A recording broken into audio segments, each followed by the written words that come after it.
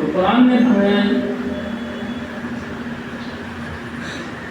هل يستوي الذين يعلمون والذين لا يعلمون وقال تعالى ويرفع الله الذين آمنوا منكم والذين اوتوا العلم درجات. وہ لوگ جن کا علم سینے سے لبریز ہے معمور ہے اور جن کا سینہ علم سے خالی ہے دونوں برابر نہیں ہو سکتے، تو ایک ساتھ میں کھڑے نہیں کیے جا سکتے. اللہ رب العالمین کا بے پناہ کرم احسان ہے ہم پہ کہ اللہ رب العالمین نے ایسے پرفتن دور کے اندر ہمیں علم دین کے لیے منتخب فرمایا اور دینی ادارے کے اندر ہم سب کو ایک جمع فرما دیا اور علم دین کے لیے اللہ نے ہمیں اتنے اچھے سلیقہ بعد اساتذہ کا بھی انتخاب فرما دیا. اللہ کا جتنا حقوق ادا کرنا کم ہے، اس کی ہمیں قدر کرنی چاہیے اور اپنے اوقات کی قدر دانی کرنی چاہیے. جب طالب علمی کا زمانہ ختم ہو جاتا ہے اس وقت احساس ہوتا ہے کہ طالب علمی کے زمانے میں ہم نے کیا پایا اور کیا کھویا.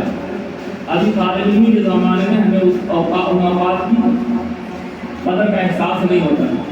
جب یہاں سے نکل جاتے ہیں خود احساس ہوتا ہے کاش ہم عربی میں بھی محنت کر لی ہوتے. تو اس لیے عربی درجات کے طلبا بھی توجہ فرمائیں کہ ہمیں آپس میں ایک دو الفاظ ہی صحیح، جیسے کھانا کھاتے ہیں، کھانے کو ہم کھانا کہہ رہے ہیں، ہمیں عربی میں کیا کہنا چاہیے؟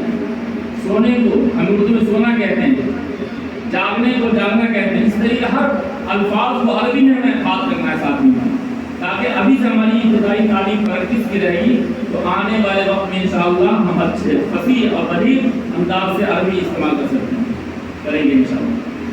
تو طلبا عربی کے طلبا سے درخواست ہے کہ پوری توجہ کے ساتھ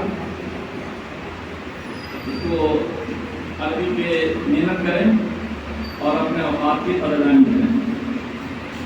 اور اساتذہ ماشاءاللہ دن رات لگے ہوئے ہیں. اللہ سے دعا ہے کہ ہمارے اساتذہ وغیرہ کو صحت کے ساتھ عمر میں برکت عطا فرمائیں، علم میں برکت عطا فرمائیں اور مزید ہم سب کو زیادہ سے زیادہ محنت کرنے کی توفیق عطا فرمائیں. اللہ ہماری پوری خدمات کو اور تربیت کو جو دن رات ہم لوگ کر رہے ہیں قبول فرما کر ذریعہ نجات بنا دیں، ذخیرہ آخرت بنا دیں. اس کا اجر اللہ سے ہمیں امید ہے کہ ہمارے اساتذہ اتنی قلیل تنخواہ میں کام کر رہے ہیں. میں تنہائی میں احساس کرتا ہوں اس کا بدلہ اللہ دے گا. یہاں تو کوئی نہیں دے سکتا. میں اس کا بھی آپ کو